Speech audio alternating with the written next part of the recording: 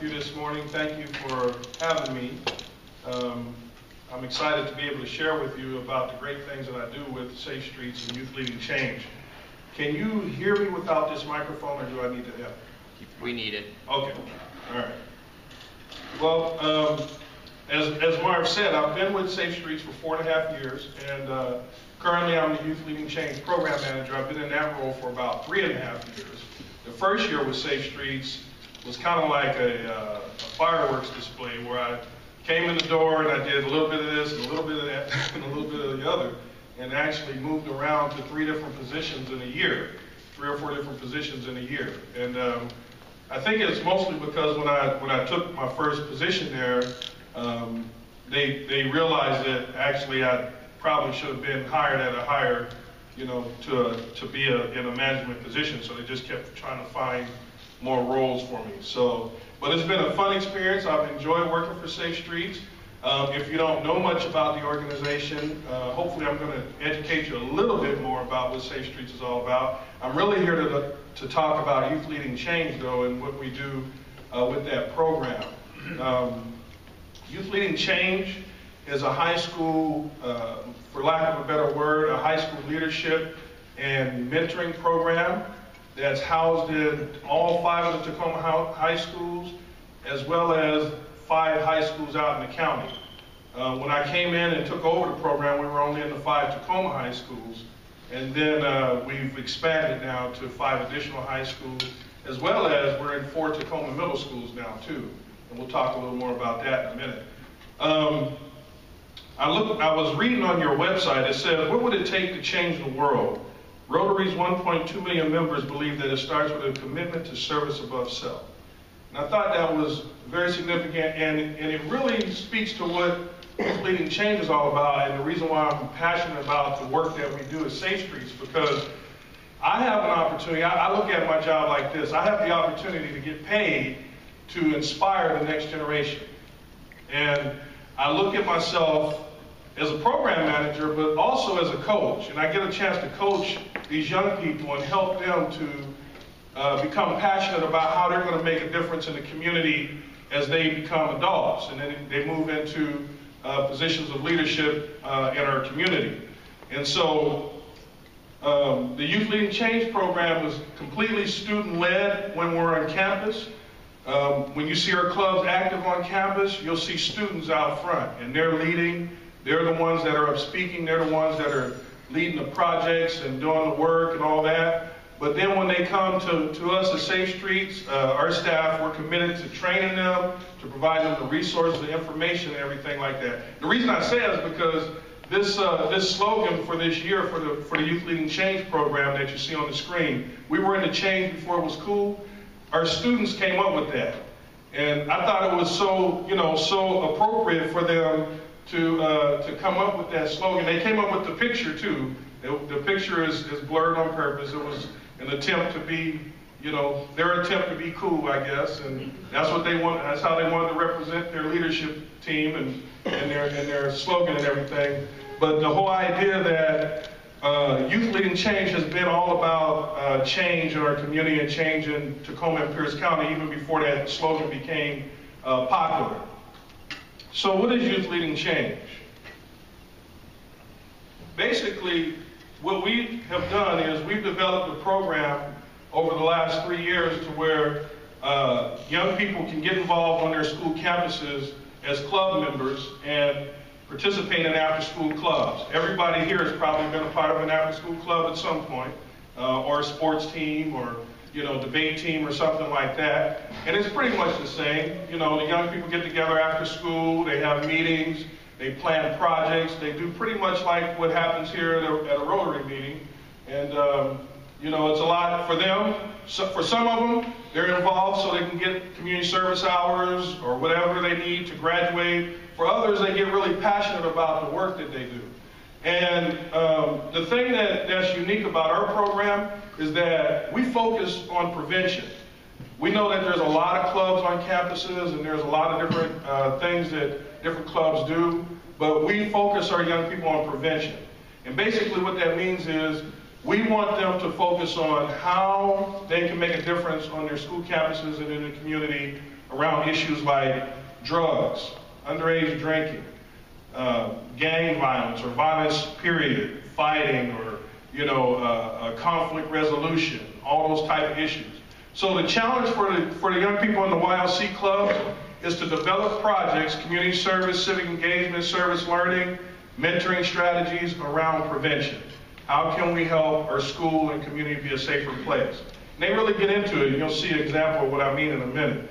You enter the program, you're a member of the club, and basically to be a member of a YLC club, basically you just have to come to the meetings and be committed to supporting the after-school activities of your club. An example of things that they do, again, student-led. We probably wouldn't do it this way, but student-led.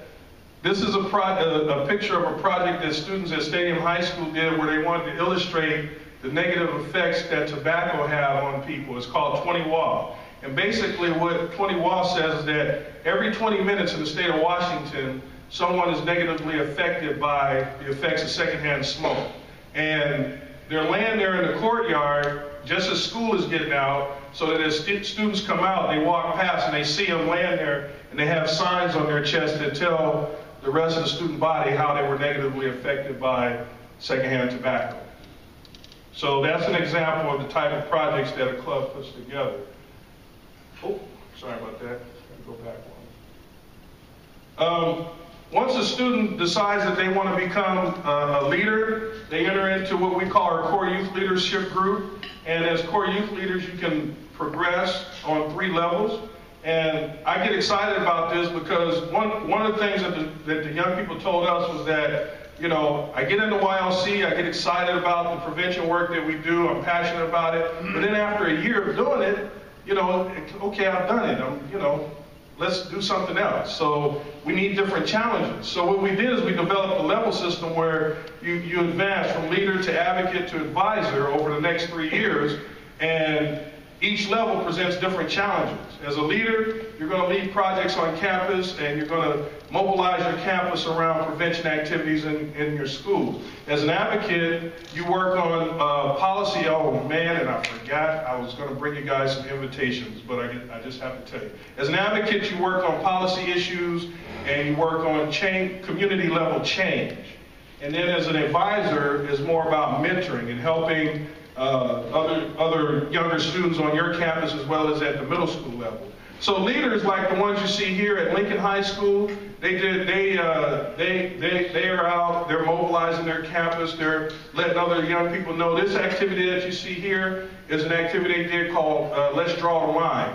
And of course you all have heard about the change in legislation around Initiative 1183, and now that, alcohol is available in a lot more public places, is going to be available in a lot more public places, the opportunity for young people to access alcohol and the rates of underage drinking have a real chance of going up. And so the prevention community is getting ahead of this by mobilizing our young people to say, how can we educate other young people about the dangers of underage drinking? How can we educate our parents? How can we educate community leaders that, you need to help draw the line between youth and alcohol? Just because alcohol is available in more public places, let's make sure that we check ID cards when young people come into the stores, or let's make sure that, we make sure that they're over the age of consent when they're coming to buy alcohol. The blue lines across their shirt represent the line is drawn between youth and alcohol. And so they're doing a campus event here where they've invited students from Lincoln to come and participate, and basically they're motivating them, educating them about underage drinking and why you shouldn't drink, and the dangers and how it affects the developing brain and all those things. And they also did an activity where they went out to the local mini marts and gas stations and educated them about the change in legislation, which many business owners already knew about, but we also gave them information that they can post in their stores that says to any other young person coming into the store that we're drawing the line between youth and alcohol. Just because you come in here doesn't mean that you'll be able to access this product. The next level is our advocates, and this is a picture of some of our young people in Washington, D.C. with Congressman Norm Dix. We had an opportunity to go back to D.C. last year and meet with Congressman Diggs and as well as Congressman Adam Smith, and take pictures and talk to them about the things that we're doing in Tacoma and how they can support our efforts to continue to make change in the community. As advocates, the young people focus on policy level change that's going to bring about community level change. And basically, an example of what that looks like, I really wish I had brought those invitations with me. I left them sitting right on my coffee table as I was leaving out the house. But we have a forum coming up on May 19th, and it's a very important forum. Again, the young people decided that one of the policy changes that they want to try to bring change around is the issue of the Becca Bill. The Becca Bill was established basically to give parents of runaway teens leverage to get their kids back home. But from a youth perspective, and you know, they brought this up, and it's a very relevant point. From a youth perspective, if a young person gets kicked out of their house for whatever reason, they can't access services. And so our advocates are focused right now on changing legislation around the Becca Bill. And so they're going to be hosting a town hall on May 20th at the First United Methodist Church up on 621 Tacoma Avenue. It's from 10 in the morning until 1 in the afternoon, and I can email you guys an invitation. We'd love to hear your perspective. Basically, the focus of the town hall is to give information and to get feedback from the community so that they can help use everything that they get to draft their legislation. They're going to draft a policy recommendation and take it to Olympia this year and propose it as a change to the way that the Becca Bill is written. Important legislation. It's a youth-led initiative. We're excited about the potential of what's going to happen with that. Then there's our advisor level. And the advisor level is still kind of in development, but basically advisors are mentors. Advisors are either seniors in high school or young people who are in college. They're out making a difference with other youth that are younger than them. We have, for example, we've launched our middle school model, which is the Engage program. We're in 4 middle schools. And our advisors, as mentors, go into those 4 middle schools and work with middle schoolers around issues like making good choices and homework and all those things. How many saw the news last night? They reported Tacoma's gang population rate is going up again. If you saw that, then you understand why it's so important for youth to mentor other youth, because in my experience working with young people, we all know youth will listen to another youth quicker than they'll listen to an adult. And so having a senior in high school come down to a 7th or 8th grader and talk to them about the important issues of life, you know, really is going to have a lot greater impact on that student than, you know, one of us, you know, going in and talking to them. To kind of finish it up, I just wanted to share a couple quick examples of some things that we've done through the YLC program. We like to say that leadership is all about inspiring others to do things that they never thought that they could do before they met you. And for me, you know, again, my job is as a program manager. You know, I have to keep everything going in the right direction, but I really see myself as a coach. And I really enjoy that part of my job, because being able to inspire and motivate, you know, and kind of push everybody in the direction that they need to go is what I really get excited about. Some examples, we have of the 10 club, the 10 high school chapters that we have. Washington High School is a perfect example of how change can be made. The Washington High School Youth Leading Change Club last year went to the Washington State Youth Prevention Forum in down south of Olympia and won a runner-up award for their presentation that they did on campus around bullying and how to stop bullying on campus. Wilson High School came in 3rd place last year and was also recognized the year before as an award winner. Lincoln High School last year, the year before, and this year, Lincoln's high school efforts around reducing underage drinking in the Lincoln community has been recognized at the state level. They've been a top 6, considered one of the top prevention teams in the state for the past 3 years, and they're there again this year. They just finished an activity. And then Foss High School. Last year, Foss High School did oh man, I wish I had videotaped this so you could see. Foss High School did an activity around drugs and the way that young people on campus access drugs and use drugs. They took that presentation to the summit and they didn't receive the grand prize award, but they received an award for excellence for the way that their presentation was and the way that they presented their project on campus. And then there's Stadium High School, and I want to show you a video. It's only a 30-second clip here in a second. Stadium High School has been our model club for the last 3 years. And the reason why is because, any Stadium grads here? All right, go Tigers. There you go. There you go. But Stadium has been our model club for the last 3 years because the students at Stadium have taken the principles that we teach at Safe Streets and applied them to everything that they do. And you're going to see how much it's netted them. The students you saw in the picture at DC talking to Norm Dix, those were Stadium students. And they won that trip to DC for a project that they did around prescription drug abuse. And basically with the project, what they did is they produced a 30-second PSA. This was student-led. We didn't help them with this. They got the resources. They came up with the concept. They put it all together. They went and got the resources and produced the video and everything. They got it on TV. Well, we helped them get it on TV, but it was shown on TV and everything. And they also did an assembly at their school where they dressed up in doctors' coats and as lab technicians and went around schools with prescription bottles and educated their classmates about the dangers of prescription drug abuse. The reason I mention these examples in Stadium is because of two students. One is named Anthony Wood, who is now a college student over at Eastern, but when he was at Stadium, he was the president of the club at Stadium, and the one that really was the driving force behind this project. Then the second one is somebody that you'll probably hear more about here in a couple weeks. And Anthony, by the way, was a City of Destiny Award winner 2 years ago when he was still in high school. The second is a student that you'll probably hear about in a couple weeks because she won this year's City of Destiny Award, and she's a Wilson student. How many Wilson grads we have here? And her name, so Wilson, Mike Wilson, Wilson High School. All my kids went to Wilson, right? But her name is Amanda Webster, and she's this year's City of Destiny Award winner, and she's a senior at Wilson High School this year. And the reason why Amanda's being recognized is because she's been the president of the Youth Leading Change chapter since she was a freshman.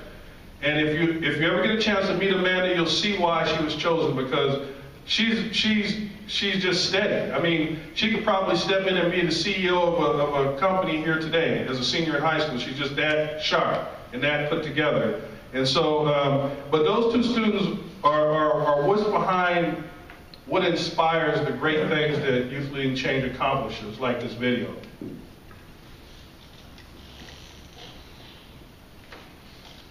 What? No.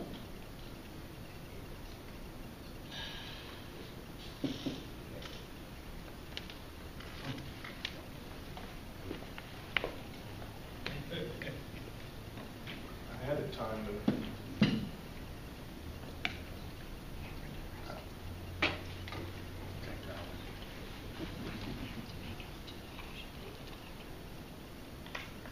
Sorry about that.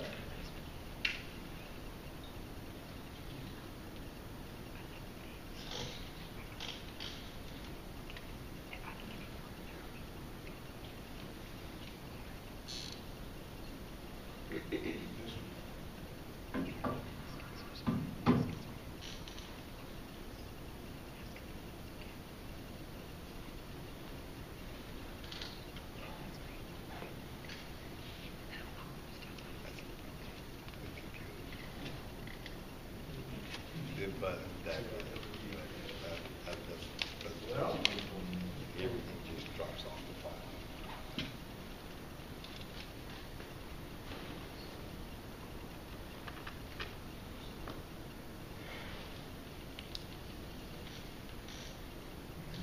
I swear it played perfectly. It played perfectly. Murphy's Law. Yep. Okay. Well, we'll take some questions. It was a wonderful video. Yeah. And you'll get a chance to see it. Tell us about the video. The video it was produced by Students at Stadium, and basically what the video depicts is a student that is abusing prescription drugs.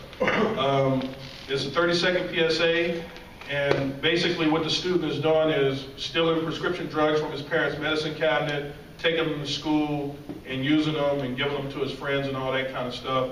And then it shows them being arrested by the police and taken away and all that kind of stuff. And it just talks about the negative effects. It's a great video. It's better than student quality, believe me. I wish I could show it to you. Yes, sir.